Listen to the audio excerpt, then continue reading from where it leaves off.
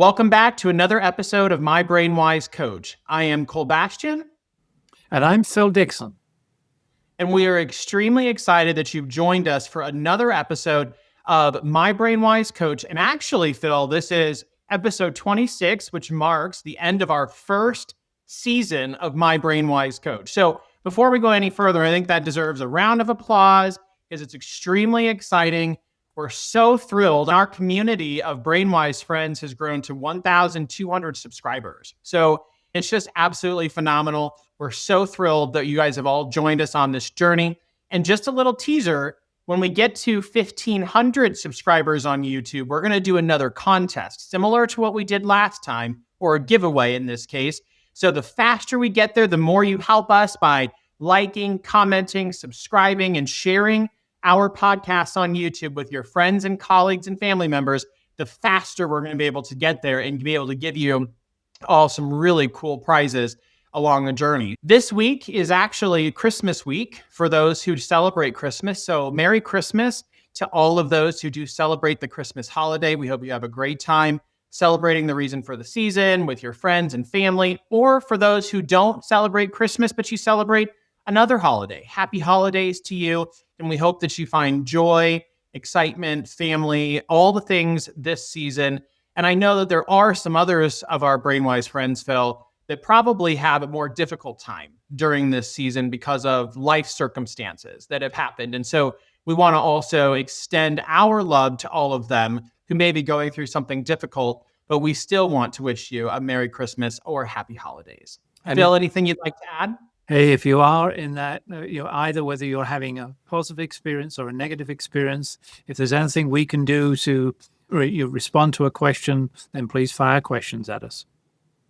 Absolutely. We are here to be a part of a community and to be able to help all of our BrainWise friends along their individual journey. So with that, we have been in a series, Phil, of what we've been calling Unstucking Your Life. It's taken on many different vehicles over the last 3 or 4 episodes in terms of the title of the episode. But that's the overall premise. Is there's the transition map that we referenced early on that has, I believe it's 6 parts or 7 parts. The future, we have the current state, you have your past, your recent past, obviously the pathway to get there, the resolve or determination to get something done, and then external support you need to get along that journey. And so we have covered so far our future. We covered last time our current state, the current state environment, or what we're experiencing today. And I believe today you're going to take us on a journey of our past and our most recent past and how that might influence where we are today and potentially influence our future or our journey to get to our future if we don't address maybe some things that need to be addressed. So I'm going to be your live guinea pig in real time, as well as we're going to give you examples of what we're talking about. But Phil, take us through our past and our most recent past, or at least help bridge us to get to that point. Yeah, you got it. And let's just face it. Our present is influenced by what's happened in our past. And it doesn't matter whether you're 25 years old, 50 years old, 75 years old.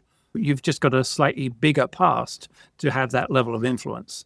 And so that's the reason why we even need to look at it, is what are the lessons that we can pull forward from the past that either inform us about the things that we want to have in the future, or in some cases, the things we don't want to have in the future. So it gives us an opportunity to enrich all that whole thing about what do we want next. So that's the purpose of looking backwards. There's a lot of history in the corporate world where spending a little bit of time looking backwards actually enables us to project forward slightly further. There was a famous study done in Silicon Valley where they had CEOs look backwards, and those that looked backwards were able to forecast out twice as far as those that didn't. So there's an element of not only this seems like anecdotally a good reason, but there's some research behind it as well. Right. So, and what we're going to cover are things like who were the major influences of your past. Ideally, if we were coaching these our BrainWise listeners, if we were coaching them every time we did one of these exercises, who were your major influences? Then after we've done it all, we'd say, okay, now how does that offer us an opportunity to put additional thoughts for the future? And so that, I'm not going to go into that every time, but every one of these exercises would cause us to go back into that loop.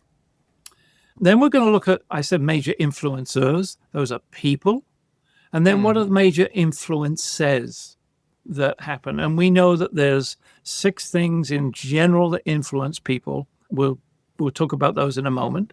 And then there's personal influences.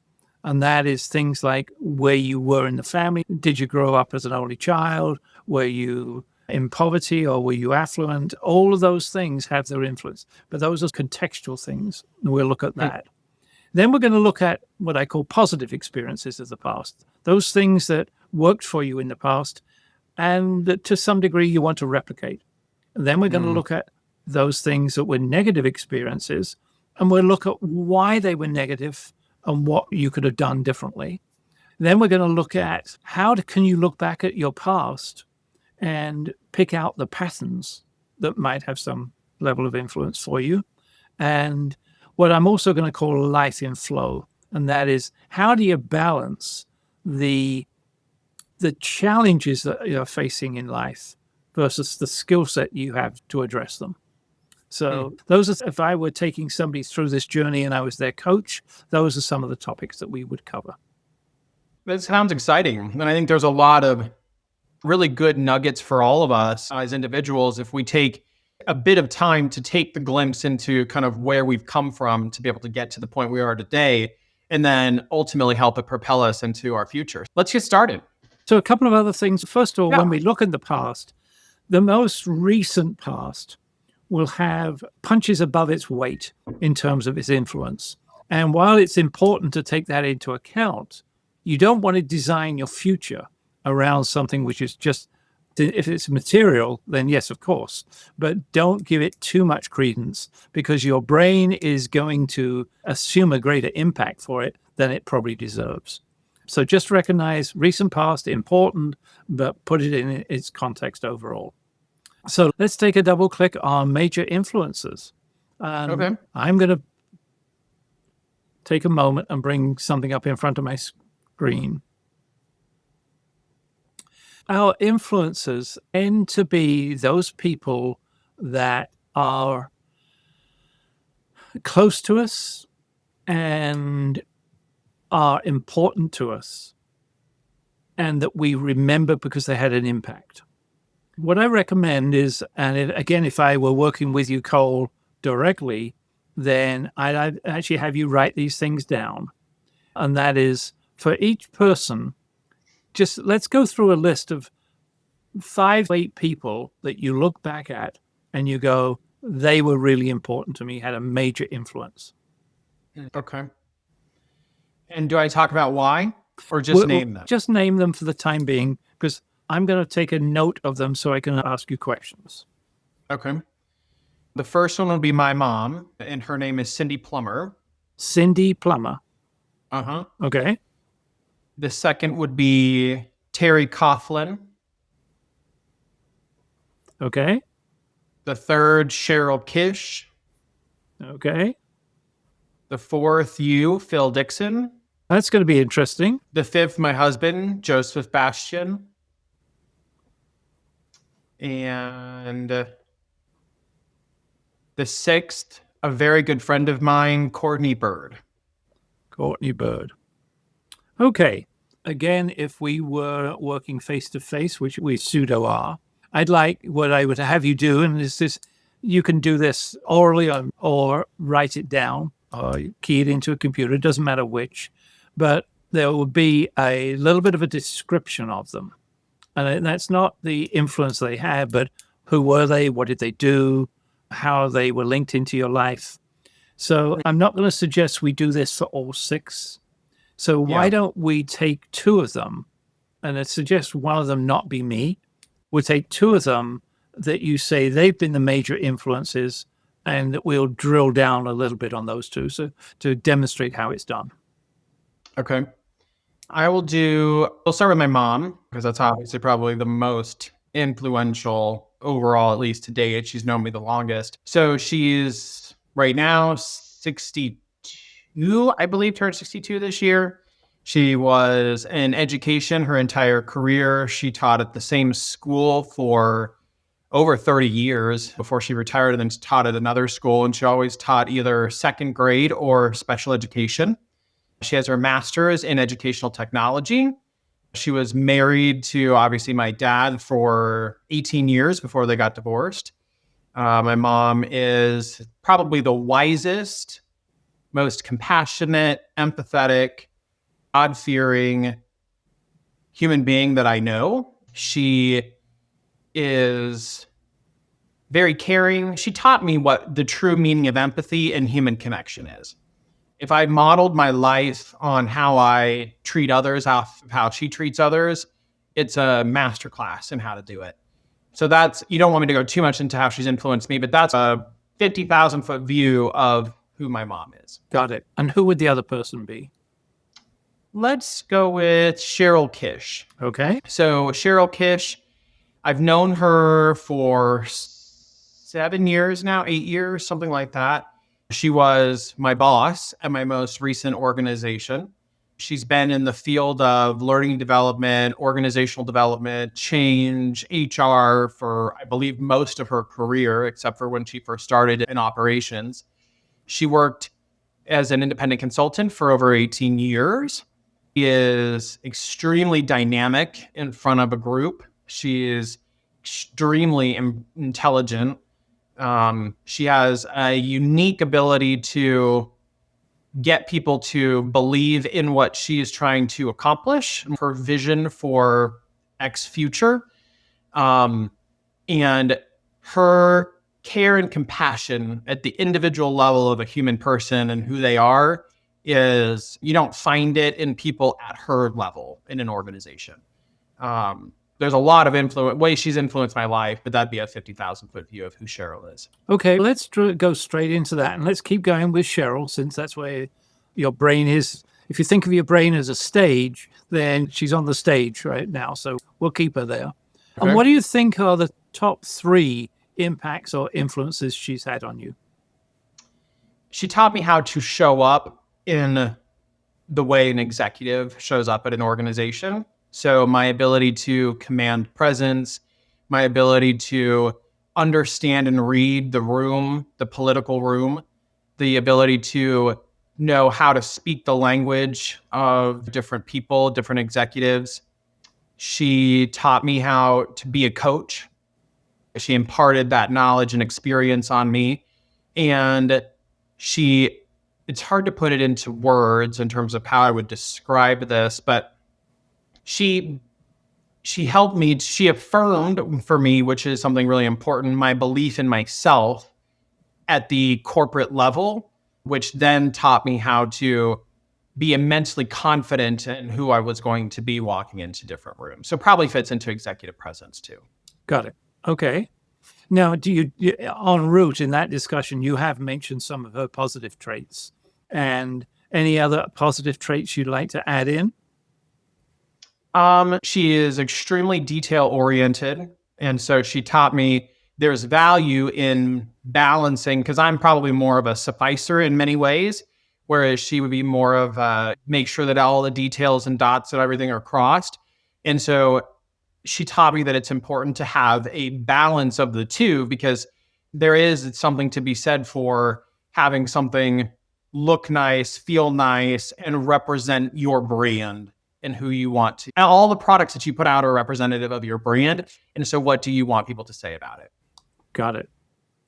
Now, most of us have a coin of our personality. It's got some positive sides to it, and there's some occasional negative sides to it.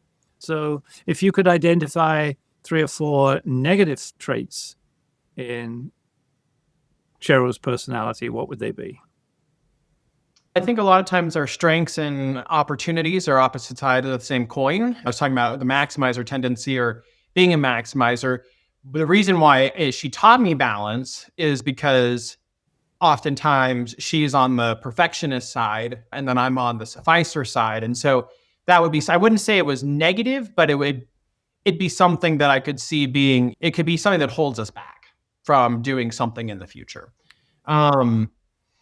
I think that one of the things that is maybe a hindrance is, I'm trying to think of how to put it into words, but essentially when you walk into a room, if you try something one way and it doesn't work, try it a different way. And so oftentimes I think that she would try something one way, and that could be something that holds you back. But what it taught me and what we learned together. So the good thing is these things that were holding us back or holding her back, it ended up teaching me something really positive, or her and I worked together and we ended up compensating for each other, where we then approach it from a different perspective to get a different result. Okay. So those would be the two that I can think of off the top of my head. That's great. And sometimes when I'm working with people, they will have this type of thought. And then, especially if they've written it down, they may go back and go, oh, there's something else. We don't need to do that today. All right. So if she was on your shoulder right now and she was giving you guidance for the future, what advice would she give you now? To trust myself and my abilities. I talk to her quite frequently to move on from the most recent experiences of my past and to not let it, those would be the two things I think. Trust myself and move on from the recent events of my past career, because some of them have been things that are probably still emotionally causing some angst. Got it. Good. Thank you. All right. Let's say goodbye to Cheryl. Give her a hug, give her a kiss, and send her on her way. And let's bring your mum back onto the stage. And you said several things about your mom. On the positive side, 3 major impacts she had on you. She taught me empathy. There is no doubt about it. I don't know if she knew that's what she was doing. I think she probably did, but regardless, she taught me how to empathize with other people.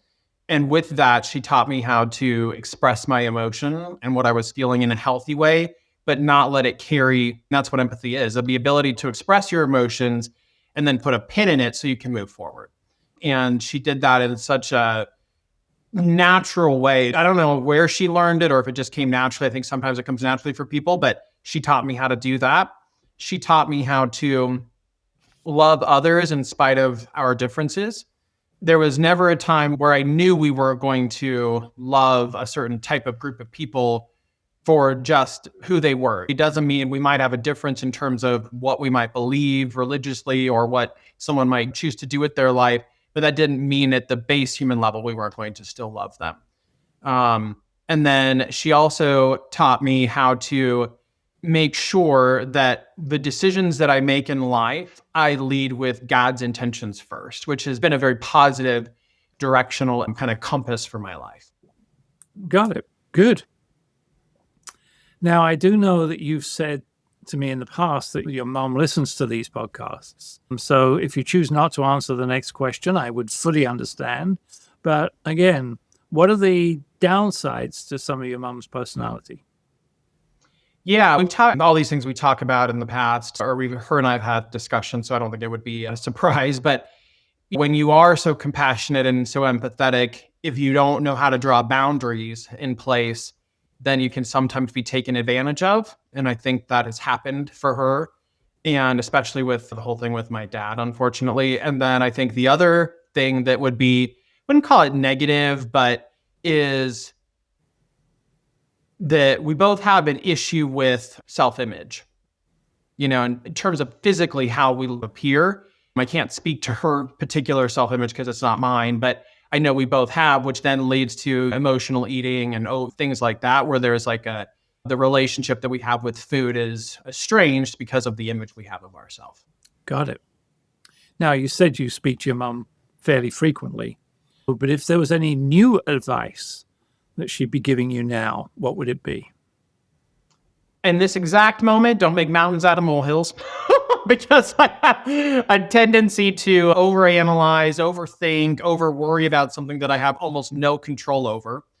Pray about it, because where is he leading you next? And another piece of new advice would be I don't know, but those would be the two that I know for certain. And it's the two things that she's taught me, but then it's the things that I always have to be reminded of. Got it. And that's true for all of us, I think. And we would go through all of those now. You go back to Terry, myself, and Joseph, your husband, and Courtney. And so we'd get another 4 of those conversations under our belt. Mm-hmm. What that would then do is identify what are the patterns and themes that you see. I've never seen this not happen. I know that's a double negative, but I always see this happen. And that is, we see things that are coming out of those saying, okay, here's the positive, here's a series, everyone had a positive impact on me this way, and here's some patterns. Here's the negative patterns of influence that I saw, and what has that done to me? And what parts of that do I want to learn from and take into the future? But then, Right. are there any pieces of advice that come up again and again? So you said Cheryl was, I think she said, you turned around and said, be more confident in yourself. Trust. So imagine that came up 4 times out of 6 of the conversations. That's a pretty good message to go, hey, there's something you might consider. And rather than say, how do I do that? You then make a statement that says, in the future, I'm a person who trusts himself. And we just put it out there, and your non-conscious brain will start working on that. Absolutely. And I think part of, if you think about the one I also said about my mom, which is don't make mountains out of molehills, that's in part related to not trusting myself. So it's very similar. That's already a theme that probably has arisen. And I think for our BrainWise friends who are listening, take what we've done in this 5 minutes of discussion. And I did this live to give you examples of how to think about it specifically for my environment, but then what examples did I share that may be applicable or adjacent examples from your own influencers in your life, and begin to tell the story, because you will see these themes begin to pop up as a part of your existence and your life journey. Yeah. And for our BrainWise listeners, some of these things will be repetitive, that you would have already discussed them in some other form. It might have come from the letter you wrote yourself in the future, right, or your future picture experience, or whatever it might be. And what we're doing now is just some part of it is affirmation and confirmation. Some part of it is, oh no, I hadn't thought of it this way. What we're doing is taking just different lenses, different slices, and seeing what else new comes up. So that exercise typically takes about a half an hour. It's easier to do it with somebody else who's asking the questions, but you can just as easily do it on your own. And nowadays, with our AI assistants that are very easily available, if you record it or key it in text and give it to your AI assistant, then very rapidly you'll get any themes that are coming up. Totally. And technically, they could take those 3 questions that you just asked me, tell their AI agent, hey, ask me these questions until I've answered each of them fully. And then, boom, it'll present themes. So it'll act as that kind of intermediary. Great. Cool. I'm just going to briefly describe major influences, and we'll talk about them, but we won't do a live exercise. Right. We'll just give them a couple of examples. Yeah, there's a guy called Cialdini. I think he works in the University of Phoenix, if I remember rightly, who's actually done a lot of research on how we are all influenced. And he's come up with 6 big influences. The first one is what he calls reciprocation. The second one is social proof. The third one is commitment and consistency. The next one is liking. 5th is authority. And the next one's scarcity. And so we'll just go through those very quickly. Reciprocation is basically that we all have a tendency to, if we're given something, to give something back. Even if we didn't want the gift in the first place, which is quite fascinating. And so one of the major pieces of research he did was in restaurants, and where most people have been into a restaurant, and at the end you get a bill and you might get a little mint on the bill. Non-consciously, our brain says, someone's given me a gift. I need to give something back. And that actually does have an influence on the tip that we leave. And it's not a huge influence. It actually turns out statistics tell us it's about a 3% influence. So you're not going to get yourself rich as a server with an increase of 3%. However, 2 mints indicated you got an increase of about 13% on the tip that someone leaves.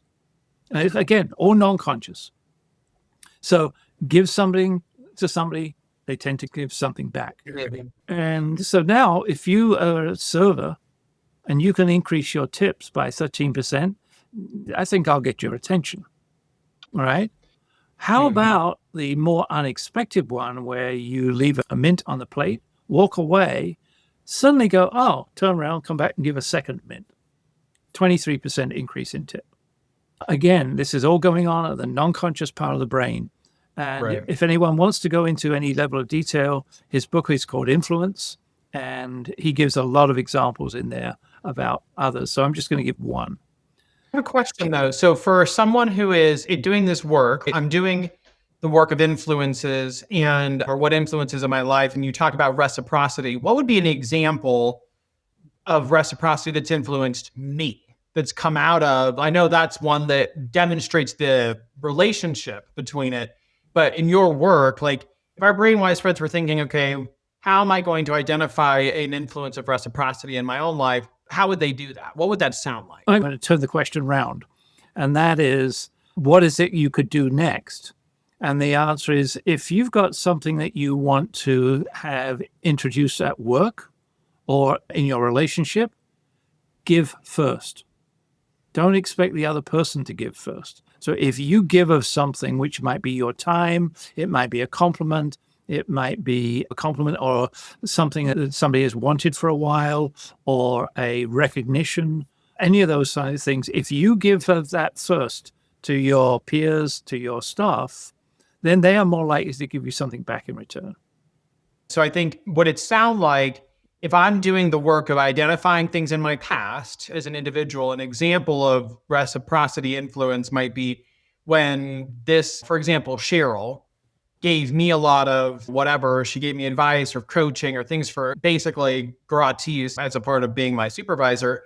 Then that's had an influence on my life because I want to go do that same thing with someone else. So you want to do it? Absolutely. You might want to do it with somebody else. And you're more inclined to go the extra mile for Cheryl herself, and which I think we both know you have.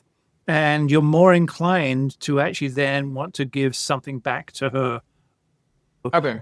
I guess you just look at it as everywhere you have an influence, it's a two-way street.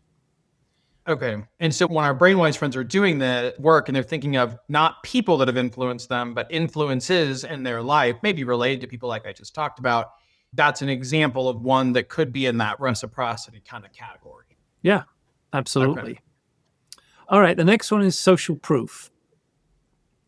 And then I'm just going to read you a quick thing that I wrote some time back, is that when people are uncertain about a course of action, we tend to look at those of us around us to guide our decisions and our actions.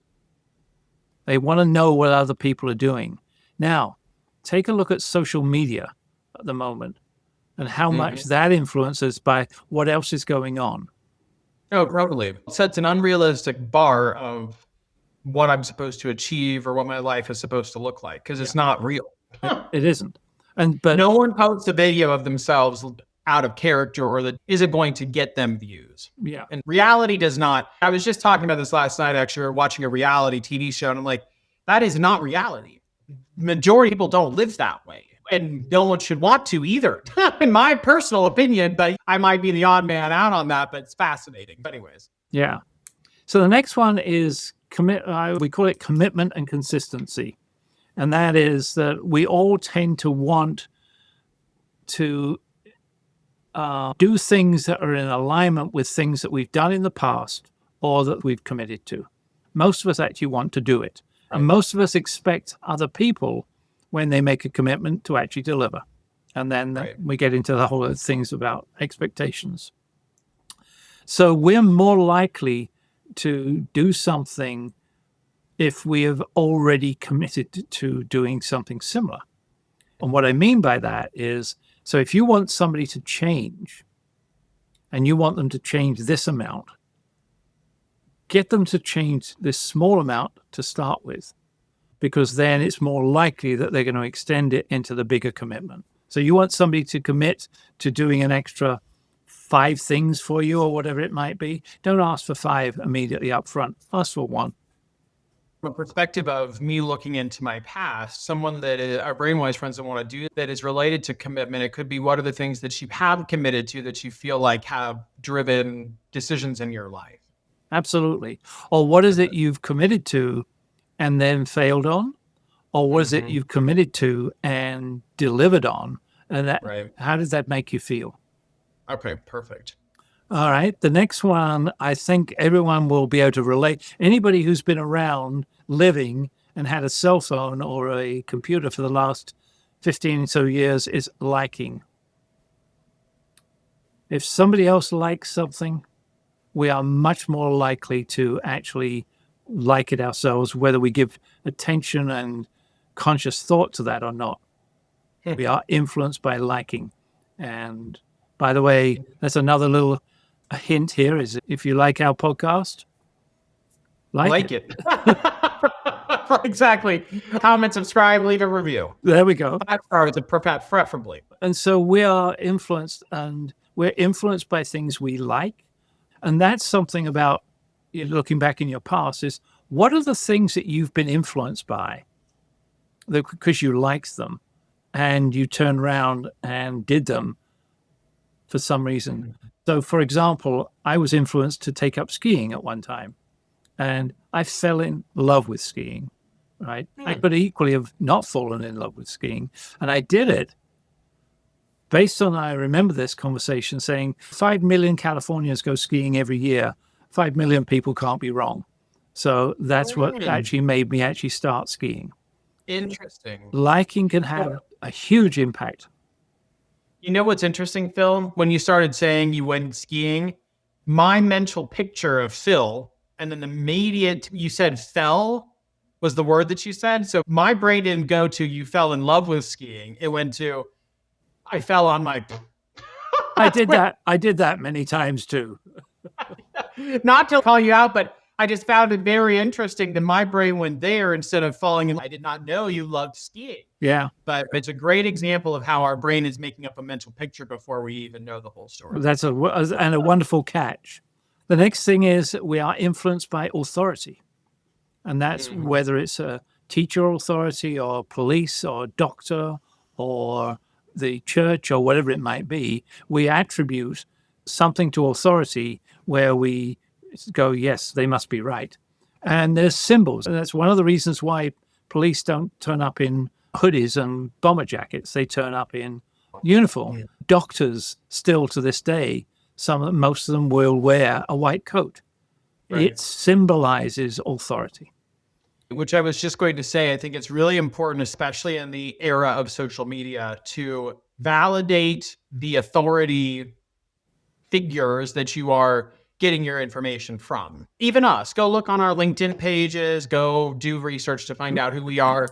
You'll find that we represent ourselves very authentically in terms of who we are and that we do have the expertise that we claim to have. But there are a lot of people on social media and a lot of resources that are available if you just go search on TikTok, Instagram, whatever, that are completely false.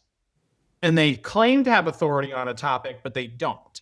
So be very careful because with social media giving such instant access to information, the definition or those who claim to be authorities has become very blurred in the lines. But just if you do some research and if you find that this person says this, but then these other places say this, which one's being said most frequently? And most likely the person that you thought was an authority may not be. Yeah. Or maybe the opposite is true and maybe they are more of an authority. But it's very important that we all do that because you can find yourself getting caught up. I even myself sometimes will be watching something like, oh, that must be true. Wait a minute. Let me go take a look and make sure it is true. And some of the things that lend credibility to that apparent authority might have no relevance to it whatsoever. For example, somebody pulls up outside your house, a very expensive car. What are the attributes that you actually portray onto that individual? I don't know much about Taylor Swift. She's well known and she's in her field. She's great. We tend to attribute other things to her and start asking her advice about politics, for example, right, or whatever it might be. We are influenced by authority, but be careful about what we interpret and then say, yes, this is an authority figure, and where they're not. 100%. Right. 100%. Kanye West running for presidency, for example, just be careful who you ascribe authority to. I was going to say, I'll just leave that right there where it's at, because I think people will see the eye roll that I had. Right. But anywho. And the last one of Cialdini's is scarcity. And that is that we tend to value things that we perceive or our peers perceive as scarce. We give them greater value. And again, Cialdini has some wonderful stories about that. But when we assign a value to something and it's scarce, it comes out as the following. So, for example, in adverts on TV, they give you an advert and they say, operators are waiting for your call. It turned out not to be very effective, because if they're waiting, then nobody's buying. They changed the wording to call now. If you can't get through, then wait, we'll be with you in a couple of minutes. Right. Now you've created a time scarcity. Cialdini talks about Tahitian pearls. When they first came to the market in the 50s, they were black. And the mental image of everybody was, for a pearl, was that it should be white or slightly pearly color. And they couldn't sell them. They took them off the market, put them back on the market as rare special items, and their price went through the roof. Which I think is amazing, in that I think everyone probably realizes where they've been influenced by that. I think is another one where maybe I grew up and I didn't have the same socioeconomic status or the same resources as someone else. So it was, and it still is, a scarce kind of experience in my existence. Can that be an influence, even though it may be widely available for lots of people or other people? But for me in my life, it's been a scarce resource. So that's had a fairly significant influence on my past, present, and possibly future. And if you look at auctions of expensive things, the reason why they're expensive is because they're scarce. And so people will pay huge amounts of money, especially if there's only one. So we are all influenced to some lesser degree or greater degree by that level of scarcity. So that's some of the major influences that happen to all of us. Just be aware, look back, where have you been influenced, and catch yourself and turning that around from your past to the future. What might you want to put in place so you either do get influenced by it in the future? If your hobby is collecting rare stamps, hey, go for it. But if you've been influenced by scarcity and spending too much money on those rare stamps, again, just be aware. And by the way, I was a stamp collector for many years. Okay, so personal experience. I don't know if they're rare, but I collect hippopotamuses, which I think are just the cutest little things. They're actually massive things. But anyways, Are these live hippopotamuses?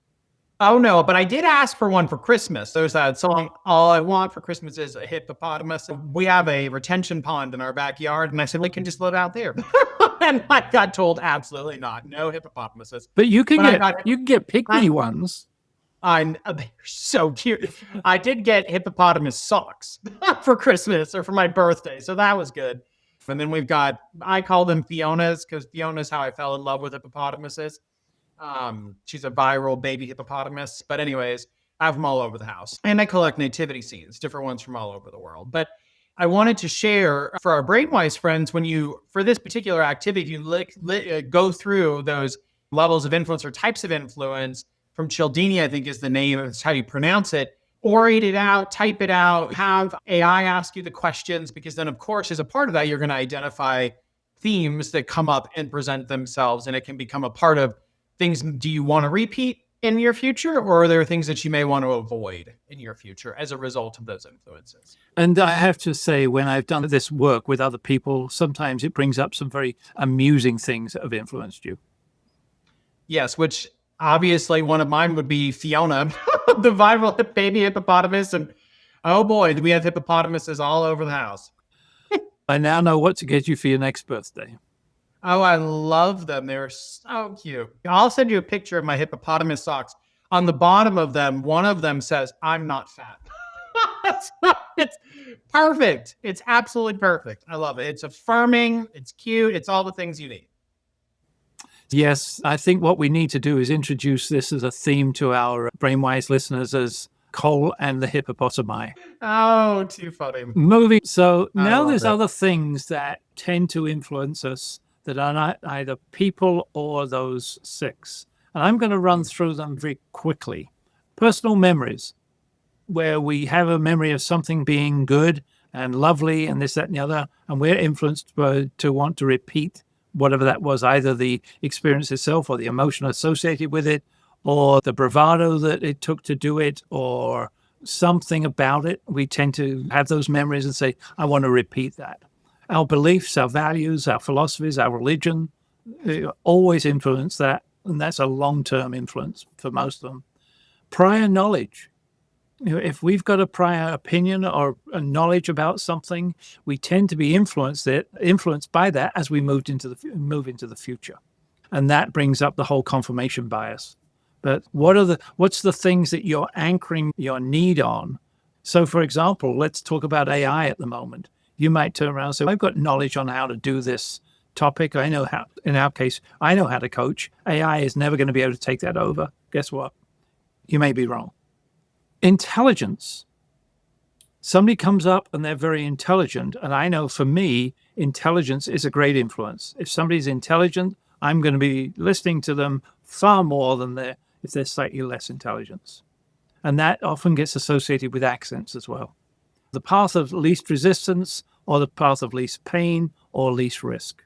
We tend to be influenced by what's the easiest choice or the easiest pathway to take, rather than what's the pathway that's in everyone, including ourselves, best interest moving forward. There's often a balance between those two things. As you look into your past, have you been influenced by taking the path of least resistance rather than what would have been best for you? Novelty. Some people are intrigued by new things, shiny objects, whatever you want to call it. We're intrigued and go rushing after something that's new, even though if you look back, every time you've rushed after something new, it hasn't panned out the way you expected. Have we been driven by necessity? We've done something because we just had to, we didn't have an alternative. Looking back, did we do something out of urgency? The number of choices available, it turns out that if we have too many choices, we tend to back off. We become overwhelmed. Has that happened to you in the past where you've just gone, either too many choices, can't make my mind up? All you have to do is go to the cereal aisle and be like, oh, Lordy. And so instead of looking at all of them, a lot of people, you'll just see them go grab theirs and walk and move along even faster. Yeah. And so if you've had a number of choices in your career or in your job, which ways you could have addressed something, again, right. Number of choices is important. Familiarity and comfort. Do you tend to jump into something that's familiar and your comfort zone rather than getting out? Personal connections. We tend to rely and jump straight to personal connections when, in fact, a lot of research says the next level out, people we don't know, have actually got maybe some better ideas.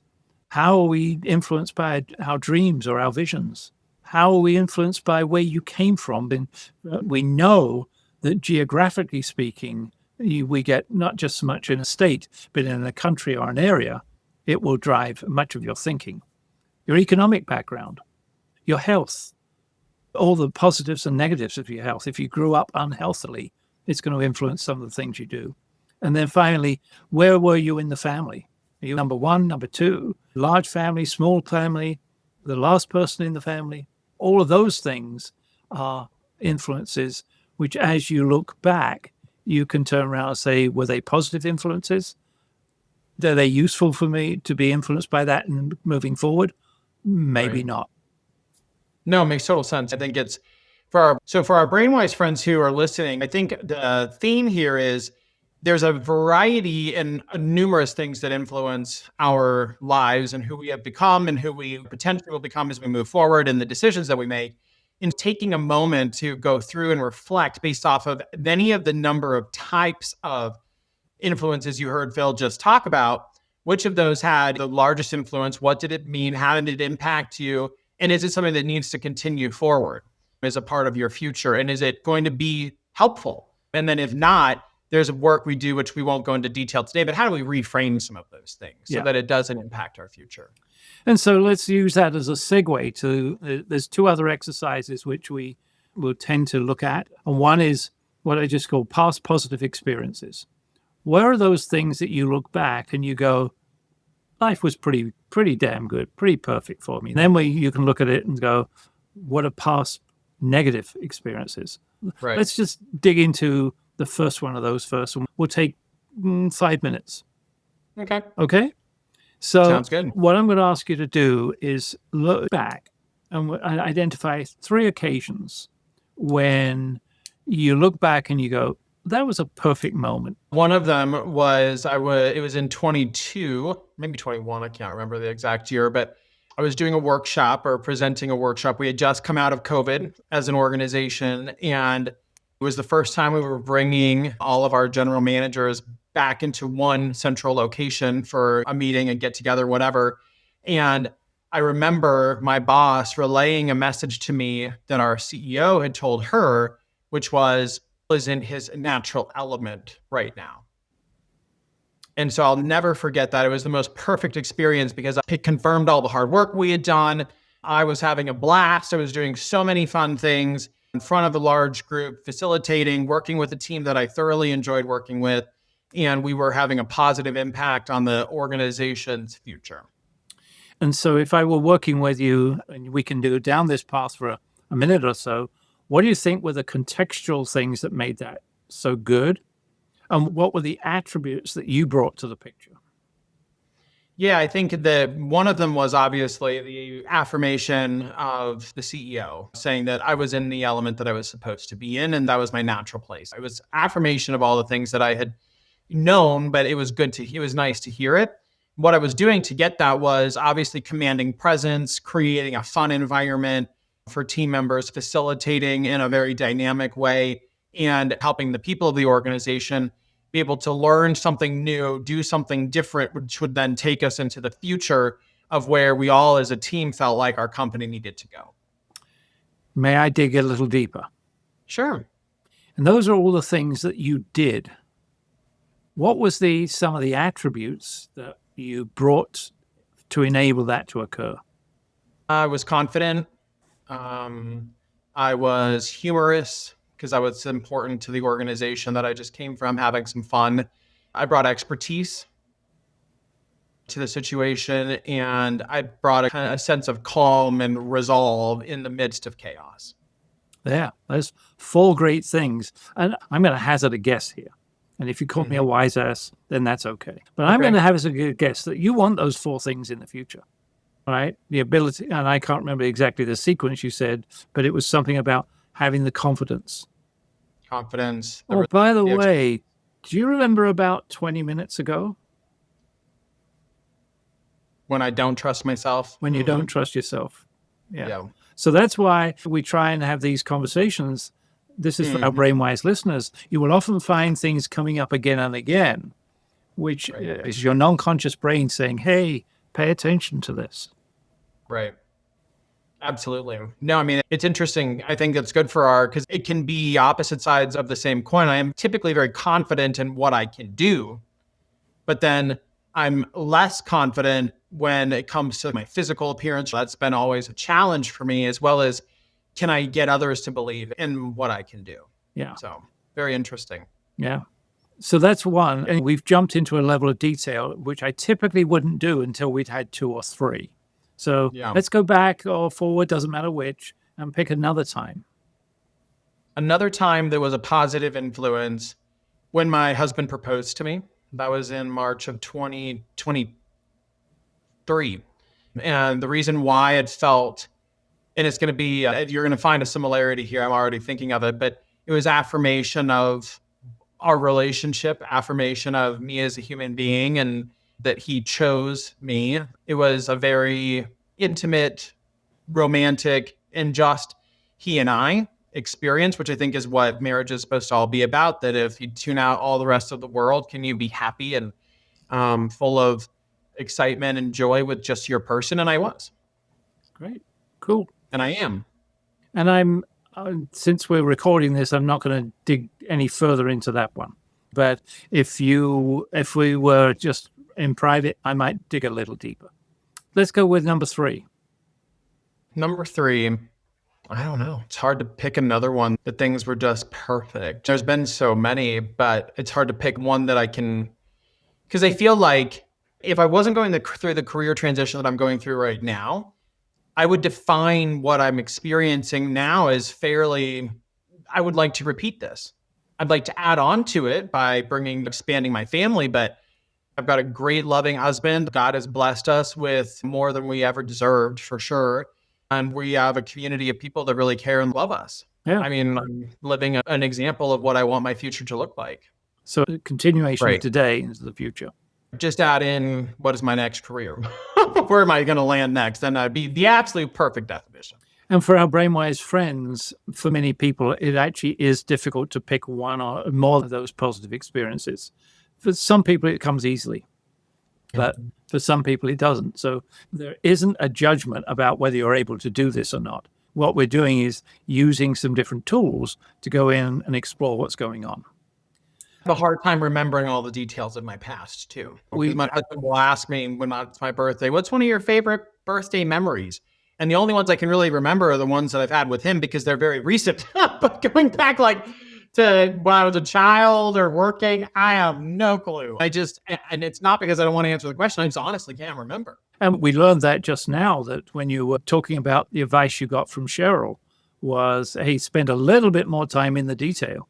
Oh, totally. Because I'm definitely not. I fly at 75,000 feet all the time. And I'm typically living, like even now, even though I'm in the midst of a career transition, I'm already living what I'm going to do next. I just don't know where it's at yet. There we go. That's why it's causing cognitive dissonance for me at the moment. But my team would always have to bring me back down to earth. Don't live so far in the future. Yes.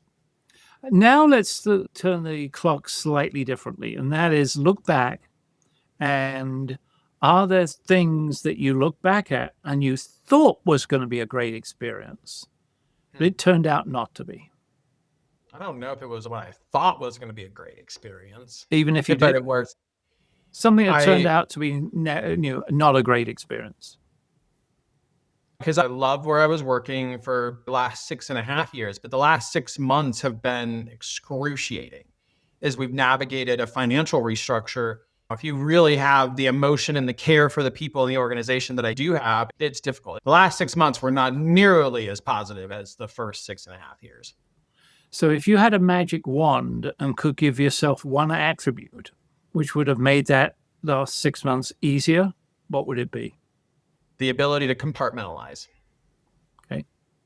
And whether you can or not, we don't know. But if you had that ability moving into the future, might it make easier to deal with challenges? Yeah. Yes, because then it allows me to put things in the boxes that they belong in versus feeling all the interconnected emotions of the whole experience. And so if we had the time, and we're going to run out of time, I know, but if we had the time, we'd go back and look at 2 or 3 others and then look for any patterns there for something that you might want to build into your future. I think it's a great example for our BrainWise friends of an activity to do or an exercise when you're defining what you want in your future.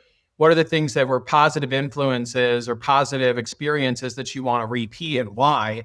And then what are those things that maybe were, but you even found a couple of things in my positive experiences that also affirmed some of the things that I have to work on in myself still, which I think is fascinating. And it just shows how interconnected we are as human beings. I think BrainWise friends do this exercise as you're defining or unstucking your life. Yeah. And as you start to, it's almost like a bowl of spaghetti. It doesn't matter where you pull, you're going to get the whole plate. The whole thing. Exactly. And eventually you'll be like Lady and the Tramp and meet in the middle. There we go. So another one is, I call it life's events and patterns. And this is the last one we'll talk about today. And that is what I have people do. And I don't have it right by, but I get the biggest piece of paper and it's 3 foot by 2 foot, etc. And down the left-hand side, I draw an arrow, and across the middle, I draw a line. And then for every year, we mark off like 1/4 of an inch. So in my case, there's 75 quarters of an inch. In your case, there's 34. Yeah, you got it. 34, right? And then that's going through the middle. On the left-hand side, above the line, I put positive 1, 2, 3, 4, 5, 6, 7, 8, 9, 10. And then below the line, negative 1, 2, 3, 4, 5, 6, 7. And then have people start thinking back on their life events, what occurred and when.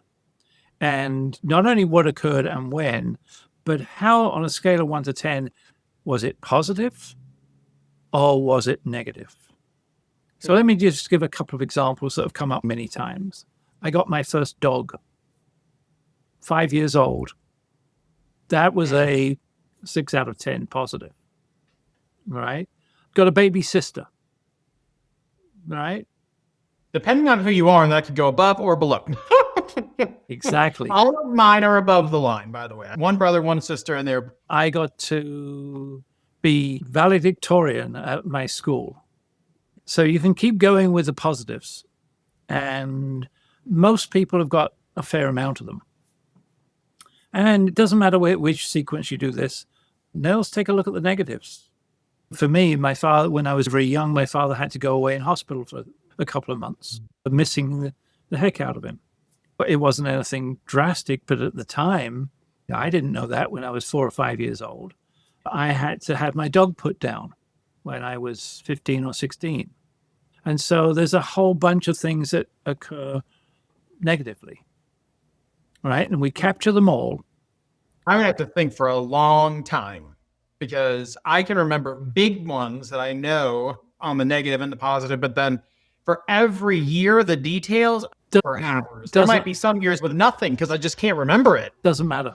You basically write down what you can remember. And as you start remembering, it will trigger other thoughts. And then what you look for is, what are the patterns? And I remember doing this with a very senior individual woman. And in the midst of it, she stopped and started almost shaking. And she'd never looked at it before. And she said, look at this. In my adult life, all of my positives have been about career, and all my negatives have been about relationship. And so that in of itself was her takeaway for the 2 days. I'm going to make certain I move into an area of positive relationships. Yeah, that's really powerful. And I think for our BrainWise friends, it's what are those things that you want to repeat?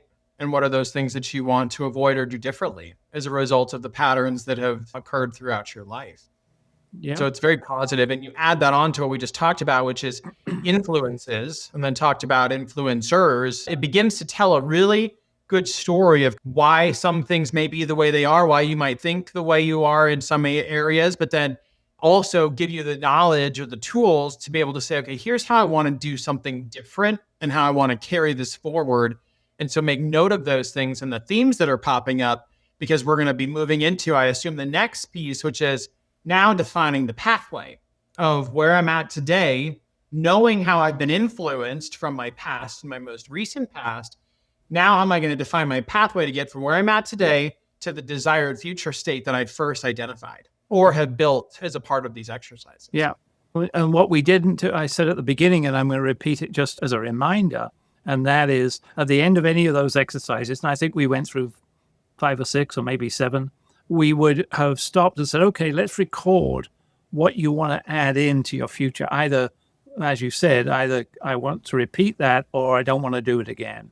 Absolutely. And if you're using AI, it'll help pull out some of those things too, if you just obviously state them. Yeah. I think it's very good. I think that this has been an excellent, it's not, some people might go, is this somewhat borderlining therapy coaching? But really, this isn't therapy. This is, because we're not solving or fixing any of these things that might have been experiences. It's just simply, this is the experience or the influence or the influencer.